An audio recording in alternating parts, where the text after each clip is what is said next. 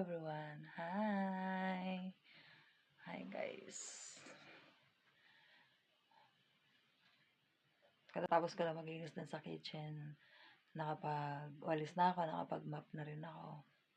Tapos pinakain ko yung mga alaga ko, yung mga aso ko, bigyan ko ng mga tag-iisang tinapay. Tapos yung mga pusa ko, may leftover ako ng kanin. Akala ko nga napanis na hindi ko nilagay sa ref. Kahapon pa yun. So, hindi siya panis kasi nga malamig ang panahon. Ayun.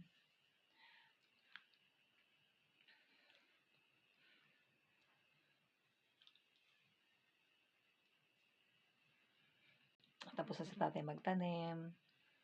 So, mag-aantay na lang ako na lumaki yung patola, bumunga.